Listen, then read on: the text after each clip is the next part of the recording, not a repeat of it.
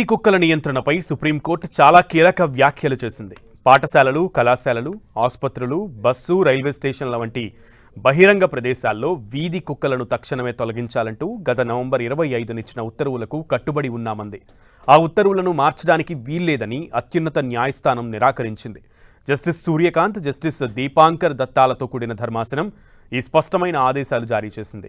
ఆయా ప్రాంతాల నుంచి కుక్కలను పట్టుకెళ్లి వాటికి వ్యాక్సినేషన్, స్టెరిలైజేషన్ పూర్తి చేసినప్పటికీ వాటిని తిరిగి అదే పబ్లిక్ ప్రాంగణాల్లోకి వదిలిపెట్టకూడదనే నిబంధన ఖచ్చితంగా అమలులో ఉంటుందని కోర్టు క్లారిటీ ఇచ్చింది. Animal welfare board of India వీధి జంతువులపై జారీ చేసిన స్టాండర్డ్ ఆపరేటింగ్ ప్రొసీజర్స్ చట్టబద్ధతను సవాలు చేస్తూ దాఖలైన అన్ని పిటిషన్లను సుప్రీంకోర్టు ఈ సందర్భంగా పూర్తిగా కొట్టివేసింది. అలాగే దేశంలో రోజు రోజుకు పెరుగుతున్న వీధి కుక్కల జనాభాను అరికట్టడంలో రాష్ట్ర ప్రభుత్వాలు, కేంద్రపాలిత ప్రాంతాల వైఫల్యాన్ని ధర్మాసనం తీవ్రంగా తప్పుబట్టింది.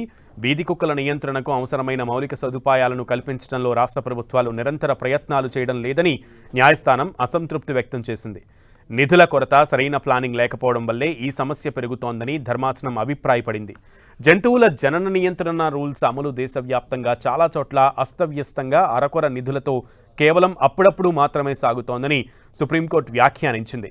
స్థానిక సంస్థలు, రాష్ట్ర యంత్రాంగాలు ఈ విషయాన్ని సీరియస్గా తీసుకోకపోవడం వల్లే ప్రజలపై వీధి కుక్కల దాడులు పెరుగుతున్నాయని ధర్మాసనం మండిపడింది. తక్షణమే ఇందుకోసం అవసరమైన మౌలిక వస్తువులను ఏర్పాటు చేసి పబ్లిక్ ఏరియాల్లో భద్రతను పర్యవేక్షించాలని కోర్టు ఆదేశించింది. దేశంలో వీధి కుక్కల సమస్య విపరీతంగా ఉంది. కుక్కల దాడుల్లో ప్రజలు, ముఖ్యంగా చిన్నారులు ప్రాణాలు కోల్పోతుండటంపై గత కొన్నేళ్లుగా దేశవ్యాప్తంగా పెద్ద ఎత్తున చర్చ జరుగుతోంది. ఈ అంశంపై సుప్రీంకోర్టు చాలా సందర్భాల్లో కీలక వ్యాఖ్యలు, ఆదేశాలు జారీ చేసింది. మనుషుల ప్రాణాలను రక్షించడం, జంతు హక్కుల మధ్య సమతుల్యత సాధించడం అనేది ఈ సమస్యలో అతిపెద్ద సవాలుగా మారింది.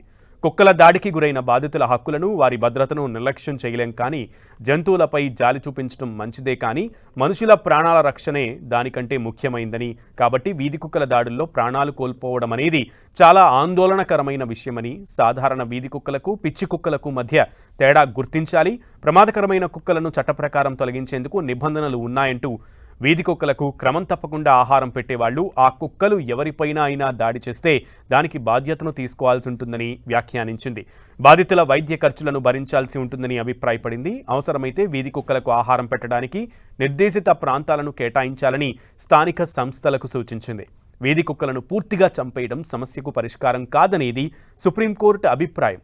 కేంద్ర ప్రభుత్వం రూపొందించిన యానిమల్ బర్త్ కంట్రోల్ రూల్స్ను ఖచ్చితంగా అమలు చేయాలని, కుక్కలకు స్టెరిలైజేషన్ చేయడం, రేబీస్ నివారణ వ్యాక్సిన్లు వేయడం ద్వారా వాటి జనాభాను, దూకుడును అదుపు చేయగలమని తెలిపింది.